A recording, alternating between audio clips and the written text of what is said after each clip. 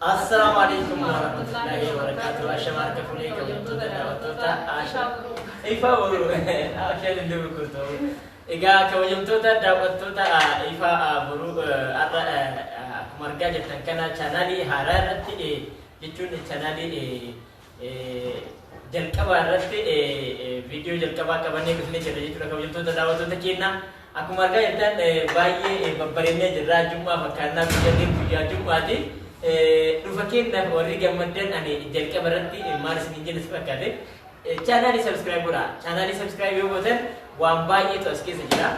Chaanaaliin ifaa buruu kan jedhu kun ifna of duraatiif yookiin immoo ifaa buruu akkuma maqaa irraa hubatamu of dura ilmi namaatiif akkamitti barbaachisaa maaltu barbaachisa kan jedhu chaanaalii kana muhabbaan fidee dhufee jira jechaadha. Muhabbaan amaan isatti fidee dhufee sababa chaanaalii kanarratti dhufuu dandeenyeef illee ibsa gahaa isinii goona. Inni illee mootuu dhimma kanaa wal qabatee ibsa gahaa isinii godha.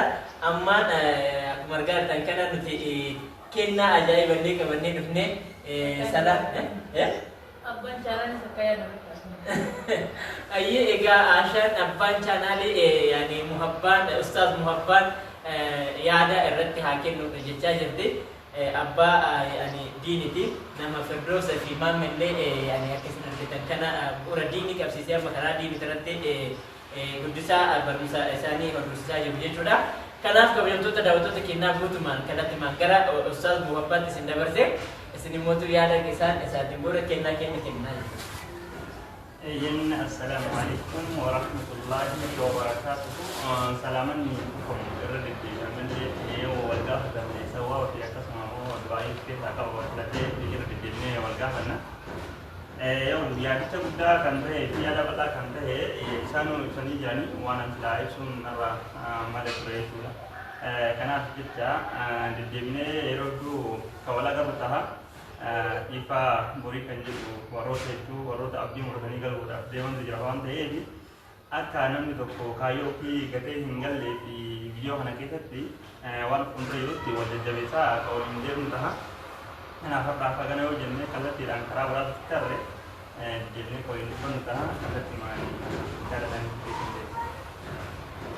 Hayyee daawwattoota keenyaa akkuma isin argitan ifaa boruu yaada fi isin ibsanii jiran jechuudha. Daawwattoota keenyaa isinillee immoo asirraa chaanaalii kana subscribe gochuudhaan share like gochuudhaan aga dhumaa wajjin turtanii viidiyoo isaa gadhiisan hundumaayyuu haga dhumaatti yoo raawwatan waan hedduu irraa hubattanii irraa fayyadamtan jennee abdii qabna.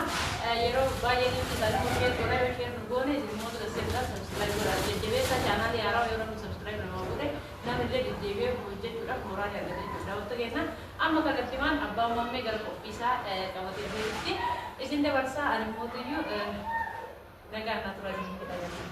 Egaa kabajamtoota daawwattoota kennaa kanaaf bu'uura kan ta'e akkuma jenne Qur'aana irratti jalqaba irratti imaameen yaada isaa yoo jiraate jedhee Qur'aana illee qara'ee itti aansee kennallee kennuun sababa ta'eef sababa kanaaf waan ta'eef Firdoosan Qur'aana illee hin qaraati maamillee hin qaraani achi booda mootu kennaa kenninaa jechuudha. Ayyee sagalee olkaatti sagalee olkaaftee bismillah isteefi kan keetee kennaa jechaadha. السلام عليكم ورحمة الله وبركاته. أعوذ بالله من الشيطان الرجيم. بسم الله الرحمن الرحيم. اقرأ باسم ربك الذي خلق خلق الإنسان من علق. اقرأ وربك الأكرم الذي علم بالقلم علم الإنسان ما لم يعلم كلا إن الإنسان ليطغى أن رآه استغنى إن إلى ربك الرجعى أرأيت الذي ينهى عبدا إذا صلى أرأيت إن كذب وتولى ألم يعلم بأن الله يرى كلا إن لم ينتهي لنسفعا بالناصية ناصية كاذبة خاطئة فليدع ناديه سندع الزبانية. ما شاء الله. Quran ini karya kemudian kita berkumpul kutte ikra itu kajal kabar Rasulullah alaihi salatu wasalam itin ergamani nabi itin tahani ayat awali wani Rasulullah ratib hukumnya Quran desa iqraa jechuudha. Kanaaf illee iqraan jammare maashaa Allah irraa jedhanii Terus saat itu saya katakan أعوذ بالله من الشيطان الرجيم بسم الله الرحمن الرحيم والضحى والليل إذا سجى ما ودعك ربك وما قلى وللآخرة خير لك من الأولى ولسوف يعطيك ربك فترضى ألم يجدك يتيما فآوى ووجدك ضالا فهدى ووجدك عائلا فأغنى فأما اليتيم فلا تقهر وأما السائل فلا تنهر وأما بنعمة ربك فحدث. Masya Allah. Kanaaf yeroo hedduu moraalii nama ta'anii qabuun duratti maatiin mana akka homoon biraa yoo namaaf ta'e dhaloonni waraana jiru sanii garan itti cimaa jaalalaaf waqtii waan san fuulduratti bu'aa qabaa osoo isaan beeknetti moraalii kanarraa ka'ee namaafillee akka bu'aa buusuu fi uffillee boodarraa akka bu'aa buufamu taasifamaa jechuudha. Kanaaf qophii abbaa kanaan taasisanii akkanatti ijoollee kana moraalitti godhuun kennaa adda addaa qopheessanii fi jechuun baay'ee kan nama gammachiisaa kennaan sun maal akka ta'e immoo akka waliin daawwannu ta'a. Bismillahirrahmanirrahim. Assalatu wassalamu ala Rasulillah sallallahu alaihi wasallam. Macam jalqaba hangaba di sarara buura dini nama irraa jalqabna. Ustaz muhabbaadhaaf kunoo kennaa kennamee jira jechuudha. Wargaa argan kana maashaallah isaanillee uffatanii jiru. Bismillah ammallee nama diinii kanarratti cimu rabbi isaan haa taasisu nuti wanni hamilee mitooreetiniin akka isin argitan kana kennaa kana isaanii kennuu nu geesse ani hamilee guddaa kanatti dhagahamu taate haga ibsuu hin dandeenye takkatti haga dhimimmaan qabu takkatti jechaan maaliif namni imimmaan isa qabu yoo waan gammachuu takka argee imimmaan isa qaba jechaadha. Ani wanni amma na gammachuu guddaa natti horeetiniin sadarkaa kanaan na geesse isaan kun ijoolleen amma maammee fi Firdoosan bifa kanaan quraana qabatanii bu'uura quraanaa dogoggora tokko malee diinii qabatanii akka deemaa jiraachuun isaanii hamilee nutti irraa kan ka'e isaaniif kennaa kana kennanii jirra jechuudha. Itti aansuudhaan kennaan isaanii ammallee heddumannee akkana as keessa jira jechuudha. Kanatti akkanumatti wanna jettanii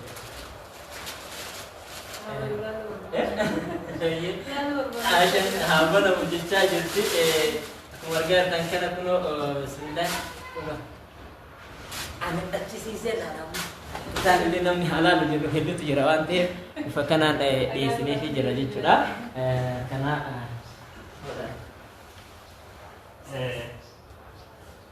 egaa kanas haala kanaan yaani jalbaa baay'ee bareedaa ta'e dogora baay'ee bareedaa ta'e kennineefii jira jechaadha. Kana bichaa miti ammallee keetti aanutu jira jechuudha. Dhugaa dubbachuudhaa fi kennaan kun hedduu kan na gammachiisuu fi hedduu kadhatina dheedheedha. Sababni isaa guddatee osoo hin ta'initti ani yaadettis hin beeku akkanallee ta'ee hin yaadu. Sababni isaa akkuma tokko nama barsiisuudha malee badhaasa argachuudhaaf miti moraaliidhaaf akka inni immoo daran nama irra jiru kana cimsuudhaa fi barsiisuudhaaf isaanis kennaa qopheessanii anaafillee kennaa qopheessuun ani kennaa kama jira eegamadhee kennaan anaaf ni jira jedhee yaadeen beeku.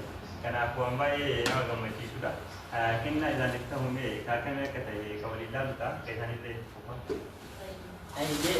Kennaan isaanillee fakkaata dhabaa maamii jedhee kanaan hawwii quraana fi diin irraa qabu akkasumatti nama diinii rabbi isaa fakkeessu jechuudhaan keessallee duballee rabbi isaa bareechee jechuudhaan kunoo isaafillee bifuma wal fakkaataadhaan mudda warra kennee fi jira jechuudha.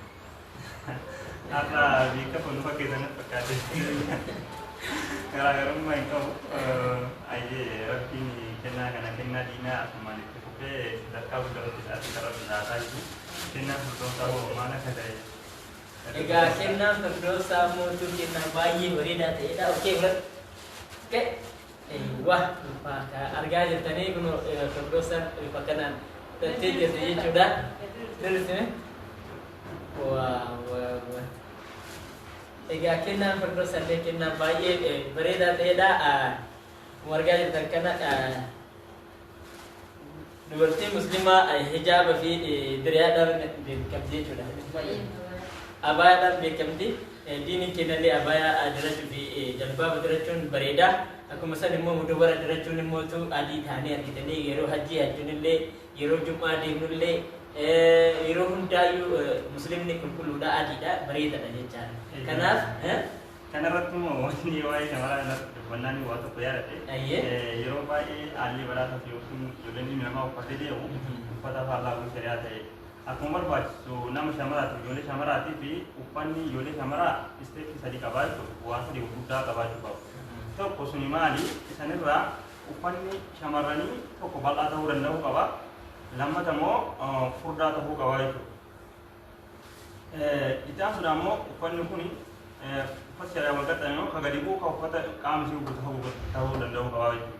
Garuu kanaafi yeroo baay'ee haalli itti ijoollee islaamas tahee qaama biraa itti wal fakkaataa deemu akkanaan turre jechuudha. Kanaaf uffata shari'aa bareedaa akkanaan kana bituun fi fakkeenya nama biraaf illee ta'u barnoota fudhatu sirraa fudhatame illee yaada jechaadha. Kanaaf rabbiin keerii haa godhu uffata irratti dhufu akkanumatti akkuma jalqabatan injiina jira haasee jennaani isaan du'aa yoo godhan. Taasisaan ammallee rayyaan asiin jiru akkuma san rayyaan bira gamadee amma kennaa biraa qabna jechuudha. Maammee koy maammee istani shoye dhiirti koota oomsitti kootani. Inni biraa immoo haati maammee kennaa kana hin kenniti jechuudha. Nama kennaa lama kennee jira. Mee amma dabalatee Aashaan kennee jira. Aashaan haa kennu. Ayyee daawwattoota kennaa viidiyoon dheeressinee irraa dhiifama wajjin garuu asumarratti immoo kennaan si'aannoo Fooziyaadha. Fooziyaan ni beektanii yuutubara beekamtuu fi nama isin jaalattanidha jechuudha daawwattoota kennaa. Isuma ilaalchisee firdoosa kenninee daawwanni hafu tokko hin jiru jechuudha daawwattoota kennaa. Uffanni kun akkuma isin argitan jaabaa shaamii warrallee haa kanaan hodhamin jechuudha daawwattoota kennaa.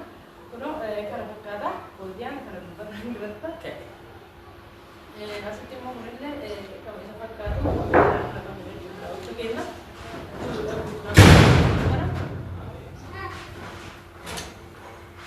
kana fakkaata daawwattoota kennaa. Kana isitti mul'atu ayyee daawwattoota kennaa kana fakkaata kennaa na beeksisuufaa viidiyoo irratti dheeressuudhaaf dhiifama isin jenna daawwattoota kennaa.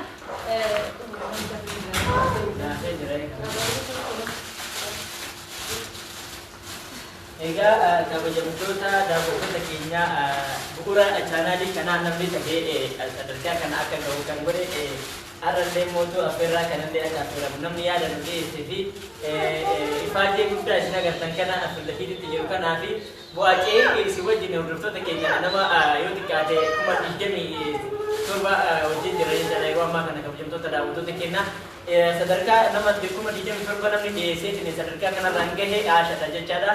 Kennaan amma Aashaadhaaf kenninu kun Aashaa madaalaa osoo hin taane haa ta'uti garuu akkuma kennaanitti kennaan xiqqaa hin qabu. Kennaan immootu hamileedha waan ta'eef ati akka hamilee isii guutumaan guututti illee yoo kan ga'u baaf taate kana amma kennaa kana isiidhaaf kennee jira jechuudha. Aashaan ol kaatee narraa ol ka'ee kennama ol ka'eetti narraa kan ture. Egaa kabajamtoota daawwattoota kennaa ayyee daawwattoota kennaa kana fakkaataa kiyyallee uffata bal'aa ta'e jechuudha. Daawwattoota kennaa kan akkuma argitan kana qophii qaba. Guddaa galatoomii abbaa walaa kiyya nama gaarii jira nama hundaa'uu kennaa anaaf nyaara kana kennee jira. Ayyee daawwattoota keenya kennaan nuuf kenname har'a ustaazuma abbaa irraa jalqabee jechuudha. Kana fakkaataa chaanaalii kana mootoota guddistanii kennaan kunii fi wanti nu hojjenne kun hundi galmatoo abdii qabnaa kunoo jaaba qaba. Kana fakkaatan daawwattoota kennaa ani viidiyoo inni gabaabsuu barbaade malee kennaan duratti tolee jira guddaa galatoomii siin jedha. Egaa kabajamtoota daawwattoota keenyaa kennaan har'a kennine kana fakkaata. Ani kennaa kana keessatti wanni hamileetu ture sadarkaa kanaan nu gahe egaa yuutuubii chaanaalii Aashaa Liqeedirtuu jedhu kanarraadha. Kanaan kan ka'e ammallee kennaa biraa karaa yaanillee hin jira. By the way ani maal isiniin jechuu barbaade adaraa kan isiniin jedhu chaanaalii ibsaa boruu jedhu kana subscribe gochuudhaan subscribe isaa namoota 27 keessaa ani garuu namni 1,000 miti namni 5,000 irra subscribe na godha jedhee yaada. Maaliif egaa akkasii bira namni ture dhugaa dubba jirtaan Oromoo isin abdadhaa nu jajjabeessaa turtanii ammas nu jajjabeessaa haga dhumaan hojiin akka turtan adaraa isiniin jedha chaanaalii kana subscribe godhaa isiniin jenna namni diinii jaalattin immootu subscribe osoo hin goone akka bira hin dabarre isiniin jenna kun dirqamaa miti maaliifi namni of jaalatu diinii jaalataa jecha namni diinii jaalatu of jaalataa sababa diinii illee diinii of keessaa qaba kennaan irraa kun dirqamni isaa diiniidha jechuudha hordoftoonni keenya guutuun keessan leetanii akka subscribe gootan isiniin jedha aashan dhaamsa yoo qabaatte dhaamsa kan kee jettee ani mootuu gara goolabatti seenaa jechuudha kan rayyaan keenya. Ayyee raawwata kennaa kana fakkaata viidiyoo keenya gaafadhaa sheerraa subscribe kan raawwatan isiniin jedha yaada kan yaada hundaa ibsee jira. Ustaaza keenya takkaa deebisnee asuma tursiistuu muraa viidiyoo biraatti immoo inshaallah guyyaa viidiyoo bareedaa keessatti isiniin jira. Yen ergaan utani akkuma beekamu warra daawwataa dhuftan dabreetiin jira ergaan kan ofirratti hubattanii kanaaf wanta silaa barbaachisuu fi wanta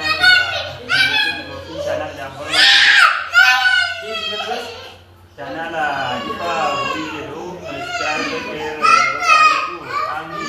jira akka gootan makkii keessan abdii qabna asumarratti gabaabsina ergaan keenya kanuma wal qabata ummoo kan itti fuftaha Ini ragam sudah di asmara di dalam media. Ya, kalau itu terdapat untuk kita ada resiko jintur yang tertolak anuman daging di mana sedikit saya video waris itu direktif. Assalamualaikum warahmatullahi wabarakatuh.